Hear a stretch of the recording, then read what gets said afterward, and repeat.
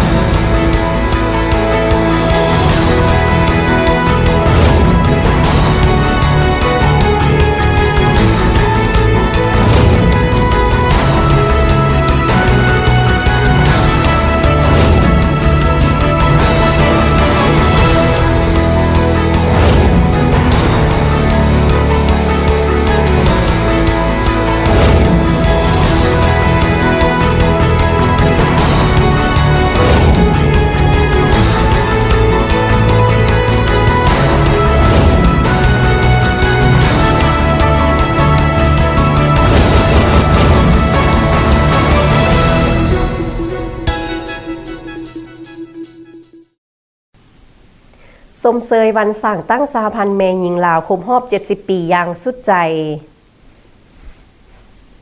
สบายดีท่านผู้ชมที่เคารพยินดีต้อนรับทานเข้าสู่รายการเพื่อสังคมยุติธรรมมาพบกับทางรายการของพวกเราเป็นประจำทุกวันอาทิตย์เวลา 19:30 เวลา 20:00 น.และทุกวันจันทร์เวลา 10:30 เวลา 11:00 น.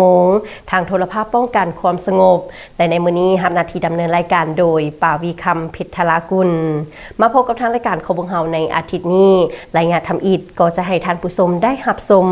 การสนทนาเกี่ยวกับเวียกงานไกลเกลี่ยข้อขัดแย้งคันบ้านซึ่งว่าจะมีรายละเอียดคือแนวใดขอเสริมมาตรฐานติดตามรับชม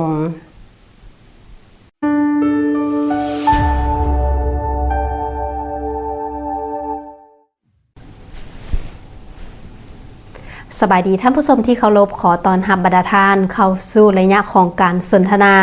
สำหรับมื้อนี้รายการของพวกเราก็ได้รับเกียรติอย่างสูงจากท่านนางไมจันทร์สุมภวงศ์หัวหน้าแผนกส่งเสริมเวียกงานยุติธรรมภาคฐานกรมคุ้มครองและส่งเสริมเวียกงานยุติธรรมกระทรวงยุติธรรมซึ่งว่าท่านจะมาสนทนากับทางรายการของพวกเราเกี่ยวกับเวียกงานการไกลเกลี่ยข้อขัดแย้งคันบ้านโดยเฉพาะก็แม่นความหมายของการไกลเกลี่ยข้อขัดแย้งคันบ้านนั้นแม่นหยังประเภทของข้อขัดแย้งที่จะนำมาไกลเกลี่ยอยู่คันบ้านนี้มีจากประเภทและจะดำเนินไปตามขั้นตอนคือแนวใดและมันจะสิ้นสุดลงในเวลาใดและถ้าคู่กรณีมีการเสนอหาหน่วยไกลเกลี่ยข้อขัดแย้งคันบ้านแล้วคู่กรณีฝ่ายใดจะเป็นผู้รับผิดชอบค่าใช้จ่ายต่างๆในการไกลเกลี่ยข้อขัดแย้งคันบ้านนั้นและต้องมีค่าใช้จ่ายเท่าใดต่อ1กรณีซึ่งว่ารายละเอียดต่างๆท่านผู้ชมจะได้รับรู้ในมื้อนี้และตอนนี้ท่านก็อยู่กับทางรายการของพวกเราแล้วสบายดีท่านสบายดีขอต้อนรับท่านเข้าสู่การสนทนากับทางรายการเพื่อสังคมยุติธรรมฉะนั้นก่อนอื่นขอให้ท่านแนะนำตัวกับท่านผู้ชมก่อนเจ้าข้าพเจ้าชื่อนางไมจันทร์สมภาวงศ์หัวหน้าแผนกส่งเสริมเวียกงานยุติธรรมภาคฐานกรมคุ้มครองและส่งเสริมเวียกงานยุติธรรมกระทรวงยุติธรรมเจ้าและในมื้อนี้เนาะพวกเราก็จะได้มาสนทนากันเกี่ยวกับเวียกงานการไกลเกลี่ยข้อขัดแย้งคันบ้านฉะนั้นทำอิฐนี้ขอให้ท่านอธิบายความหมายของการไกลเกลี่ยข้อขัดแย้งคันบ้านว่าแม่นหยังท่านเจ้าสั้นข้าพเจ้าขอเขาเนื้อในเนาะการไกลเกลี่ยข้อขัดแย้งคันบ้านแม่นรูปการหนึ่งของการแก้ไขข้อขัดแย้งซึ่งดำเนินโดยการไกลเกลี่ยข้อขัดแย้งคันบ้านด้วยการศึกษาอบรมช่วยเหลือ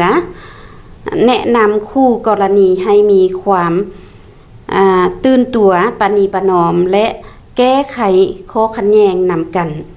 เจ้าและนั้นก็แม่นความหมายของการไกลเกลี่ยข้อขัดแย้งคันบ้านฉะนั้นต่อไปขออนุญาตให้ท่านอธิบายเกี่ยวกับประเภทของข้อขัดแย้งที่ว่านำมาไกลเกลี่ยอยู่บ้านนี้มีข้อขัดแย้งประเภทใดๆท่านเจ้าสั้นครับเจ้าขออนุญาตเนาะ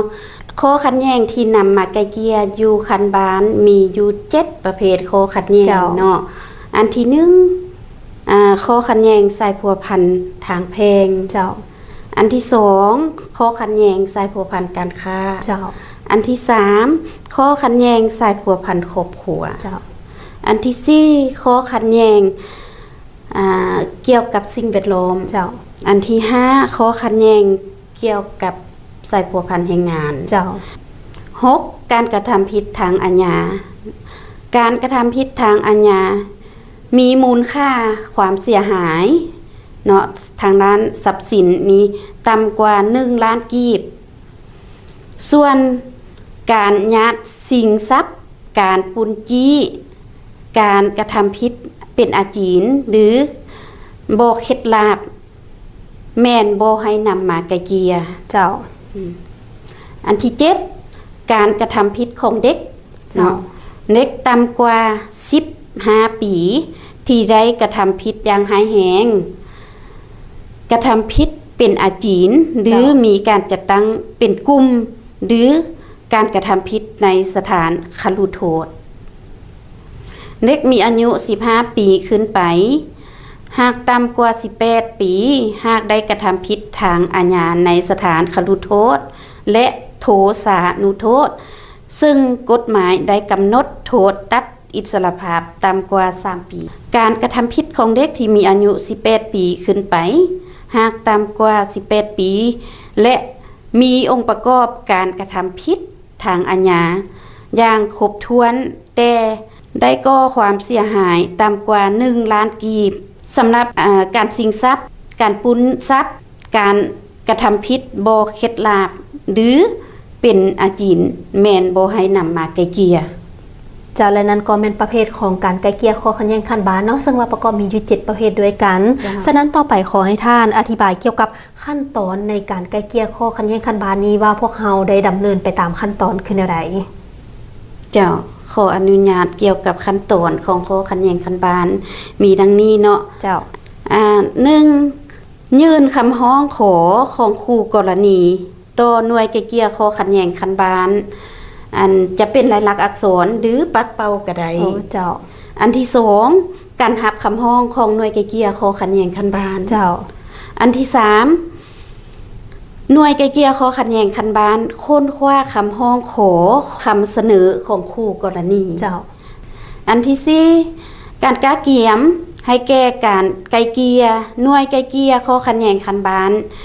จะออกหมายเรียกเนาะหาคู่กรณีเพื่อเข้ามาทำการไกลเกลี่ยอันที่5การดำเนินการไกลเกลี่ยการดำเนินการไกลเกลี่ยนี้มันมีเปิดกองประชุมเจ้าเนาะการมีคำเห็นของคู่กรณีการเสนอคำเห็นของบุคคลที่3และผู้อื่นที่เข้าร่วมเจ้าผู้เข้าร่วมไกลเกลี่ยข้อขัดแย้งคันบานศึกษาอบรมคู่กรณีในการไกลเกลี่ยข้อขัดแย้งด้วยการประนีประนอมเจ้าอันสุดท้ายแม่นสรุปผลของการไกลเกลี่ยหน่วยไกลเกลี่ยต้องเฮ็ดบทบันทึกผลของการไกลเกลี่ยเจ้าและนั้นก็เป็นเนื้อในเกี่ยวกับขั้นตอนหรือว่าวิธีการของการไกลเกลี่ยข้อขัดแย้งคันบานฉะนั้นขอให้ท่านอธิบายตื้มอีกว่าในกรณีใดแท้ที่ว่าการไกลเกลี่ยข้อขัดแย้งคันบานนี้จะสิ้นสุดลงทานเจ้าการไกลเกลี่ยข้อขัดแย้งคันบานสิ้นสุดลงคือเนาะ1คู่กรณี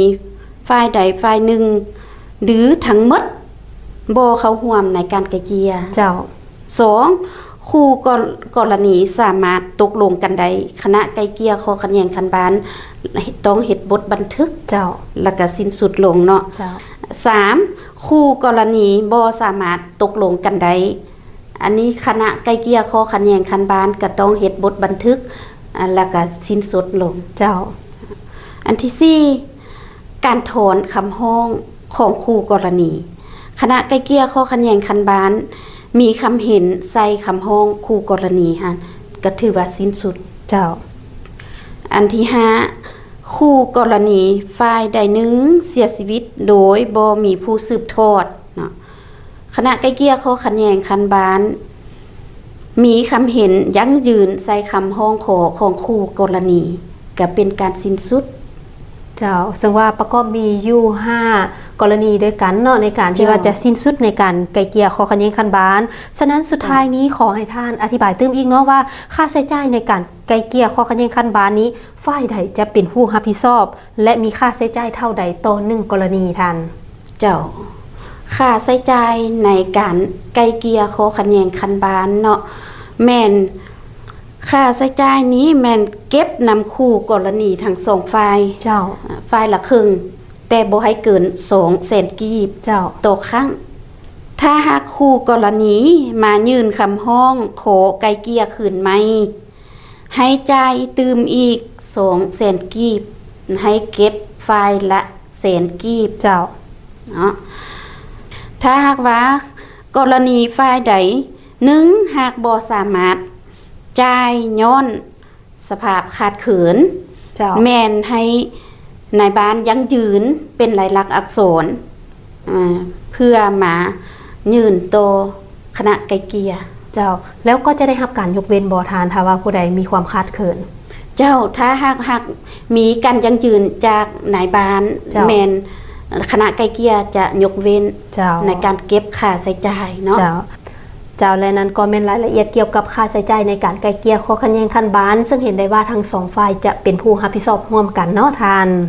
เจ้าและทั้งหมดนั้นก็เป็นเนื้อในรายละเอียดต่างๆเกี่ยวกับการไกลเกลี่ยข้อขัดแย้งขั้นบ้านซึ่งว่าท่านนางไมจันทร์สมภาวงศ์ก็ได้อธิบายอย่างละเอียดและจัดแจงแล้วหวังว่าท่านผู้ฟังจะได้รับรู้และเข้าใจเกี่ยวกับเวียกงานดังกล่าวได้หลายพอสมควรฉะนั้นต้องขอบใจท่านหลายๆที่ว่าให้เกียรติมาสนทนากับทางรายการของพวกเราและหวังอย่างยิ่งว่าโอกาสหน้าท่านจะมาร่วมสนทนากับทางรายการของพวกเราตื่มอีกและสุดท้ายนี้ก็ต้องขอบใจและอวยชัยให้พรให้ทานจงมีสุขภาพแข็งแรงประสบผลสำเร็จในหน้าที่เวียกงานขอบใจจ้าขอบใจ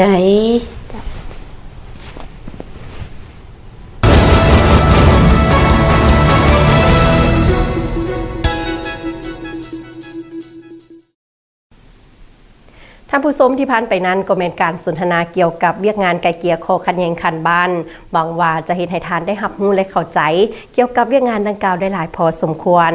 สำหรับรายงานหน้าจะให้ท่านผู้ชมได้รับชมละครสั้นซึ่งว่าจะเป็นเรื่องใดนั้นต้องติดตามรับชมในรายงานหน้าแต่ตอนนี้ให้ทานได้รับชมสิ่งที่น่าสนใจจากทางรายการของพวกเราก่อน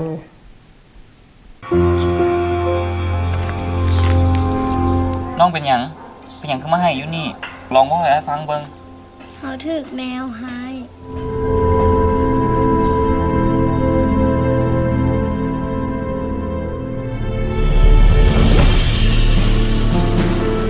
ตาเยี่ยนี้เฮ็ดเข่าเฮียมันบ่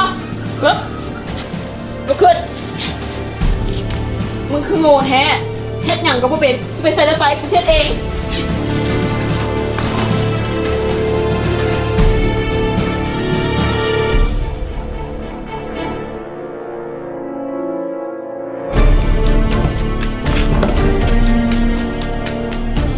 มานั่งอยู่นี่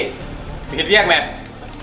เขาขอนั่งพักก่อนได้บ่เฮาเมื่อยบ่ได้กูบอกมาเฮ็ดเวียกบ่ได้บอกมานั่งลิ้นนี่ไปเฮ็ดเวียกเอ้าหลิงเจ้าเป็นหยังบ่ได้เป็นหยังน้องบ้านน้องอยู่ไสไปพวกเอ้ยสิไปส่งไป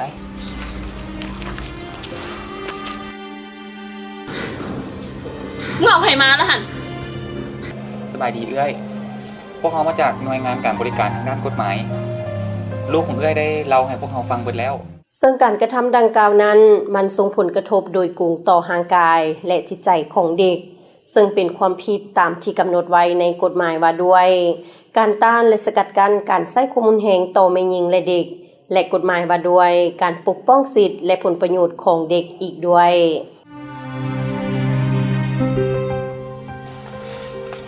หน่วยงานของพวกเขาเป็นหน่วยงานให้การช่วยเหลือทางด้านกฎหมายซึ่งให้บริการทางด้านกฎหมายโดยบ่เสียค่าใช้จ่ายโดยเฉพาะแก่ผู้ทุกข์ยากผู้ด้อยโอกาสคนพิการและเด็กน้อยที่ต้องได้รับสิทธิปกป้องแบบพิเศษผู้ที่กระทำผิดต่อกฎหมายจะมีการกำหนดให้ทนายเข้าช่วยแม่หญิงและเด็กน้อยที่ถูกข้อหาจากการใช้ความรุนแรงผู้ถูกข้อหาจากการฆ่ามนุษย์ซึ่งจะได้รับการช่วยเหลือทางด้านกฎหมาย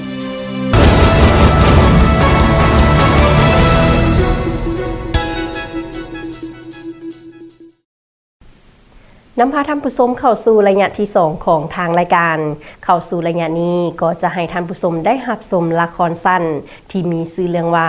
ความเท่าเทียมซึ่งว่าละครเรื่องดังกล่าวจะมีเนื้อในและรายละเอียดคือแนวใดขอเชิญประธานติดตามรับชม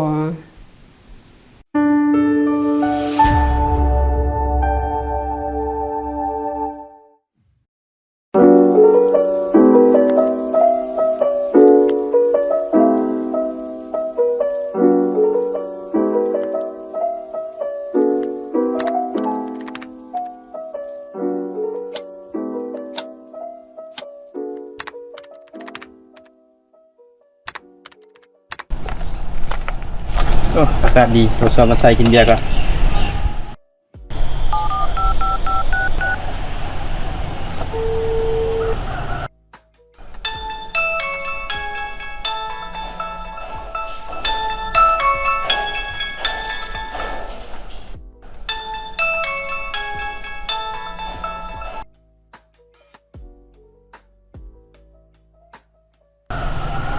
ฮัลโหลสบายดีเชียวเฮ็ดหยังอยู่เลิกเวียกแล้ววะ ยังอยู่ห้องการนี่แหละมีหยังบ่เสียว บ่มีหยังดอกกินฮอดโตว่าสิชวนโตไปสร้างสรรค์จักเล็กจักน้อยนี่นะเว้นกันโดนแล้วเด้ตั้งแต่โตเมียไปก็ห่างหายจากหมู่คู่ไปเลยได้ตัวนี้นะ เฮาคือสิบ่ทันไปเสียวฟ้าวไปรับลูกรับเมียแล้วยังสิพาเมียแวะตลาดอีกมื้อนี้นี่เฮาบ่สะดวกเด้อเสียว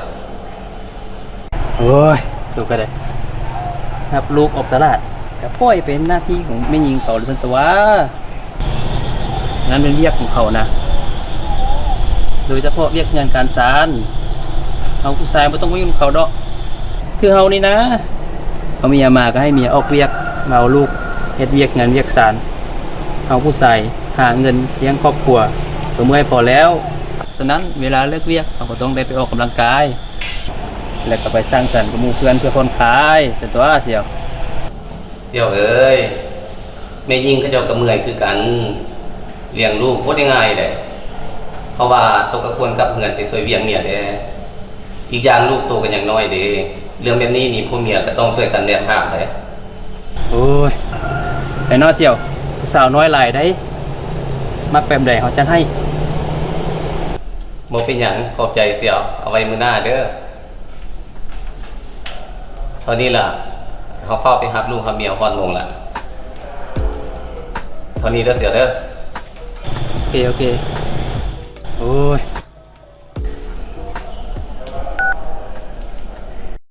ยังอยู่ได้วันนี้ถึงข้าเจ้าไปเรายังคงบอกได้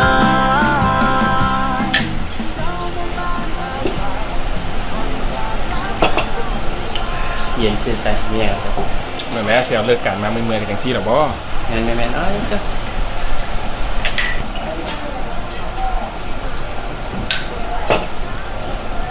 มีเรื่องลมสุฟัง เรื่องหยังล่ะเสียว โอ้ยก่อนจะออกมาเอาเราโทรชวนมันไซส์บ่ได้เห็นมันโดนกันดอก แม่นล่ะ งูบอกมันรอดกับรอย มันว่าจังได๋ มันมาสอนเขาอีกว่าให้ช่วยเรียกเมียเนี่ยเพราะว่ามันทางย่านเมียแต่เอาเรื่องช่วยเรียกเมียมาเอามัน เอานี่บ่ได้ว่าได้เรื่องเบิ่งแยงลูกเจ้าเรื่องเรียกแทนการศาลมันแม่นหน้าที่ของผู้หญิงเขาบ่ได้ว่าถึงผมเฮ็ดได้เงินก็ยังเมื่อยพอแฮง แม่นความตัวนะเสียวโสดคือเฮานี่สบายไปใส่ก็ได้บ่ให้โทรน้ำอีกนะเนาะ ว่าแต่ผู้สาวที่นัดไว้ก็เลยมา เดี๋ยวเสียวเว้าแล้วก็มาหั่นเด้ว่าตู่อย่าลืมให้ทุนการศึกษาน้องเขาได้ ได้ล่ะบ่สบายแล้ว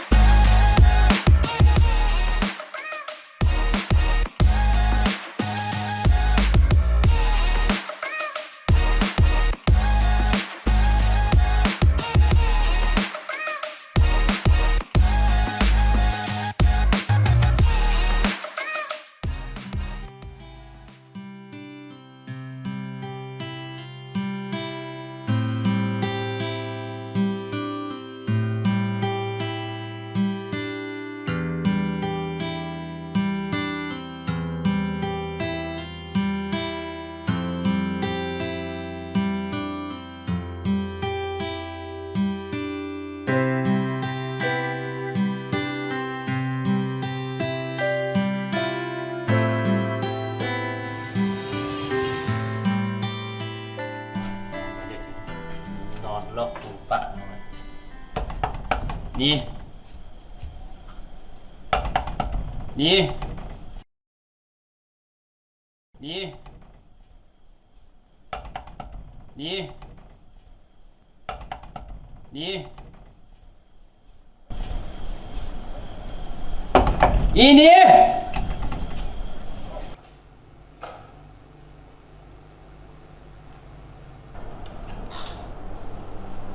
แม่เจ้าเฮ็ดหยังอยู่คือบ่ใครเป็นถูซาเนี่ยเนาะ จะเบิ่งดูเดี๋ยวนี้จะงงจังยามแล้วจะไปใส่มาคือกับดึกแท้ ไปใส่ก็ยาตัวสภาพวุ่นวายหยังเป็นเมียก็อยู่ส่วนเมีย ค่อยเป็นเมียเจ้าใดเจ้าหูห้องลูกห้องเตาได้บ่ อย่ามาเถียงความกูได้มึงเป็นเมียกูบ่ได้เป็นแม่กูกูเป็นผู้ชายกูต้องมีสังคมก็ต้องไปสร้างสรรค์กับหมู่เพื่อนตัว จะเบิ่งผัวผู้อื่นเด้เขายังกลับมาไว้เจ้าแล้วไปดึกไปดื่นทุกมื้อเลย โอ้มึงกล้าเถียงกูบ่ดีพุ่นวะโอ้เก่งเหรอเก่งเหรออย่าเก่งกูเด้อกูอยากเป็นนี่น่ะ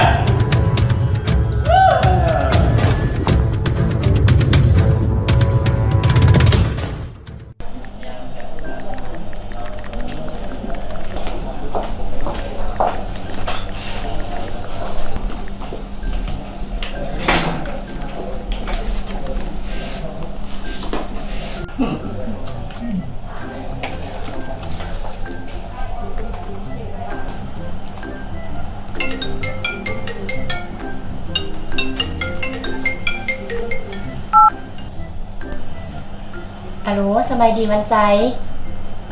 สบายดี ตัวสะดวกลมบ่นี่ สะดวกลมอยู่เอาห้าก็ไปลงโฆษณากฎหมายห้าก็มา ตัวมียังบ่ บ่มีหยังดอกถ้าว่าจะถามตัวว่าวันเสาร์นี้จะไปร่วมงานเลี้ยงรุ่นเฮาบ่ เฮาก็ว่าสิไปอยู่ได้หั่นบ่ได้เห็นหมู่ครูดนแล้วเด้ตัวก็ไปหวะพาไม้พรกับลูกๆไปนำบ่ได้เห็นเขาเจ้าดนแล้วบ่แม่นย่างหมดแล้วบ่ป่านนี้หั่นนะ แม่นใหญ่หลายแล้วเด้เฮาก็ว่าสิลงตัวเรื่องนี่ล่ะพาครอบครัวไปนำหมู่ครูจะบ่เว้าให้บ่ โอ้ยก็แฮงดีแหละเนาะการพบปะกันก็คือการแลกเปลี่ยนประสบการณ์ชีวิตท่ามทุกข์ท่ามสุขท่ามข่าวนำกันพร้อมหน้าพร้อมตากันก็แฮงดีพาไปโลดเพื่อจะได้มาพร้อมหน้าพร้อมตากันเพื่อเสริมสร้างความสามัคคีโตวกันเด้พามาโลดเด้อ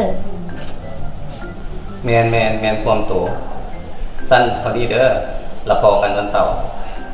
โอเคเอาแล้วพบกันบาย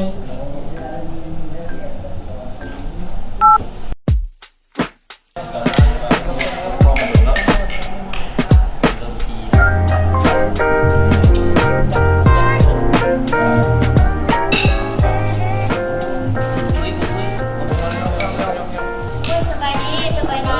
มาหมดดึกแล้ววันนี้นะ สาวงามประจำกลุ่มเขามาแล้วเดี๋ยวนี้ เท่เลยเนาะ ว่าแต่เกือบครบแล้วดิยังบ่ได้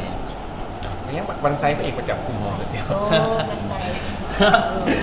ชิบาอยู่บ่ญาติเบียร์มาแล้วนะ แมนแต่ย่านแฮงไอเฮ็ดซึมนี่เด้ผัวเมียมาพร้อมสรุปมาพร้อมครอบครัว เจ้าเป็น ก็แนวคนมีครอบครัวเฮ็ดแนวใดไปใส่กันยุ่งยากนำแต่ลูก ก็ได้ไปมาพร้อมกันแบบนี้แหละ เขาอยากออกไปเบิ่งลูกกันนะ โดย มึงก็บอกเกินไปเก่งใจพวกเราแน่ ได้ไปยังไง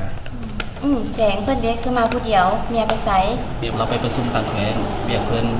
ส่วนหลายมิตรไป อยู่เพื่อนก็แต่ว่ารับเทื่อได้นี่ เรียกง่ายเนาะ อ้าวแม่นเพิ่นไปเฮ็ดเรียกงานแต่งอยู่ครัวกินในตัวซะเมียบ่อยู่ก็เฮานี่แหละเฮ็ดเองทุกอย่างเลยบ่ได้ติเป็นเมียก็ต้องรับใช้ครอบครัวรับใช้ผัวสิตัวเฮ็ดคือเฮานี่นะให้เมียออกเวียกแต่ไปเฮ็ดเวียกอยู่เฮือนนี่ก็พอแล้ว เบิ่งแม่อันซันผู้ชายเราคิดแนวนี้เว้าหยังก็พูด นั่นแหละจังแม่นเนาะตัวงูบ่อันสิ่งที่พากันเว้ากับลูกกับเมียนี่คือคนในครอบครัว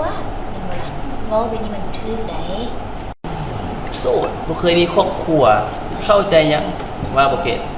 หมดดำเลยนี่เสียวเอากระโสดด้วยกัน โอ้ยโสดก็ต่างกันผู้ชายผู้หญิงเนี่ยผู้ชายมันก็ต้องมีสังคมตัวเที่ยว ถึงแล้วเสียวถือความตรงนะ เด็กกันไสมาแล้ว สบายดีโอ้ยมาสั่งได้เลยเอาเซิร์นมาโมเห็นหน้ากันโดนเนาะ บ่ได้เห็นโดนดอกจะสู้กันเก่า เด็กคนยานเมียอีกคนนึงเลยเด็กครบพร้อมด้วยครอบครัว ครบเนาะ ได้เมียงามมุ่งหามา คือใส่ไม่พรกินข้าวที่อยู่ก็ง่ายมันเป็นตะแพงแก้วว่าเนาะโดยขอบใจหลาย ได้แน่นอน โดยแน่นอนกินข้าว เอายกไม่เชี่ยวพรบ่เห็นโดนแล้วงามเนาะ เดี๋ยวขอบใจผู้เซียว เจ้าก็ป่วยพี่ผัวเจ้ามีสละแน่ไปโทรหายามไหนก็ว่าค่าแต่ครอบครัวค่าแต่ครอบครัว ข้อยก็บ่ได้ห้ามปานอันใดเพียงแต่ผัวเมียเขาค่อยฮู้สิ่งใดควรเฮ็ดบ่ควรเฮ็ด เป็นแม่หญิงเก่งหลายก็ได้เดี๋ยวผัวสิป้าผู้ชายนะเขาบ่มักดอกหญิงเก่งน่ะเขามักผู้หญิงตำความแน่นอนแบบของ เขาเราฟังตัวเว้านี่มาดุนแล้วได้เว้าไปนี้มันบ่แม่นละตินี่ฟังเขาเด้อเขาสิเว้าให้ฟัง ในสังคมปัจจุบันนี้หั่นนะเพศหญิงเพศชายแม่นมีความเสมอภาคกัน มีสิทธิเท่าเทียมกันในหลายๆด้านบ่ว่าจะเป็นทางด้านการเมืองทางด้านเศรษฐกิจทางด้านสังคมและวัฒนธรรมมีหลายด้านใดตัวหมู่บ่คันบ่เชื่อไปเบิ่งอยู่ในรัฐธรรมนูญเด้อในมาตรา37หั่นนอกจากรัฐธรรมนูญแล้วเพิ่นยังกำหนดไว้อยู่ในกฎหมายว่าด้วยการต้านและสกัดกั้นการใช้ข่มเหงต่อแม่หญิงและเด็กนำอีกเขาห้ามไปโฆษณามาอาทิตย์แล้วนี่แล้วฮู้บ่อยู่ไหนหั่นเพิ่นกำหนดการใช้ข่มเหงมี4ประเภทอันที่1แม่นการใช้ข่มเหงต่อร่างกายอันที่2การใช้ข่มเหงต่อจิตใจอันที่3การใช้ข่มเหงทางเพศและ4การใช้ข่มเหงต่อทรัพย์สินหรือเศรษฐกิจแนวนั้นใดจื้อไว้เด้อได้ทั้งหมดทั้งมวลนี้หั่นนะก็ย้อนภาครัฐเฮาได้เอาใจใส่เนาะซึ่งบ่ว่ายุคใดสมัยใดเพศหญิงก็เป็นเพศที่มีความเข้มแข็งอันใดเพศหญิงน่ะและสามารถเคียงบ่าเคียงไหล่เพศชายนี่ประกอบส่วนเวียกงานใด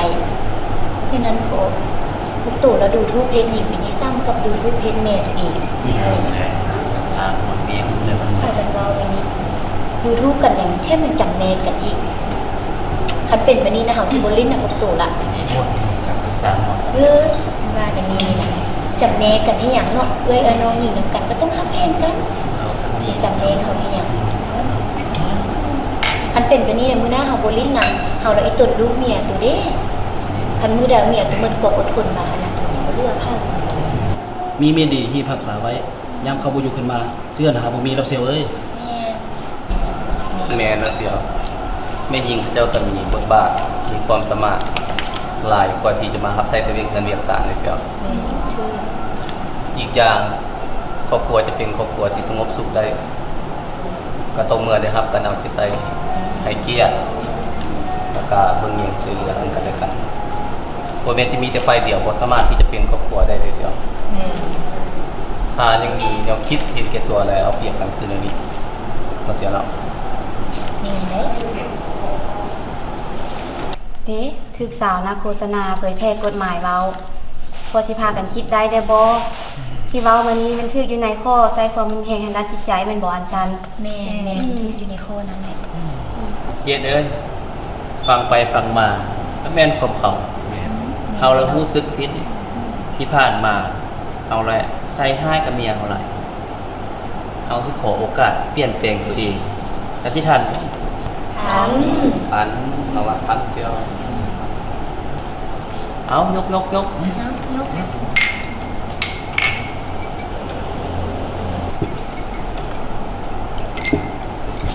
พัดจันเฮากลับบ้านก่อนเด้อเฮาเฝ้าเมื่อเลี้ยงลูกใส่เมีย โอ้ว่าสิเป็นคนดีกับตัวกับใจเนาะถ้าบ่ทันลูกจอกเต็มที่ซ้ำย่าปล่อยไปเถอะถ้าติดตามต่อไปก็สิเปลี่ยนแปลงตัวเองได้บ่ได้พวกเฮามานะจังไปอย่างอยู่เงินเนาะก็เป็นกาแฟนี่นะ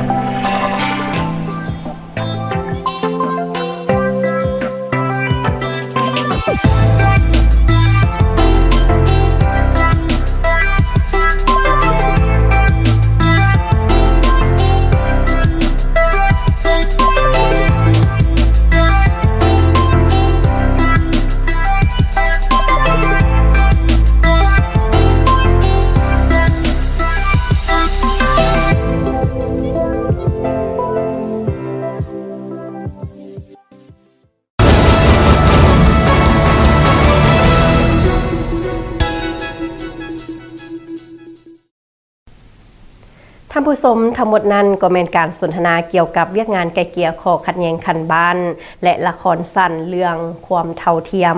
หวังว่าละครเรื่องดังกล่าวนั้นจะเป็นบทเรียนและคติเตือนใจให้ท่านผู้ชมได้หลายพอสมควรและพอตอนนี้ก็เป็นระยะสุดท้ายของทางรายการของพวกเราแล้วก็ต้องขอบใจกับท่านผู้ชม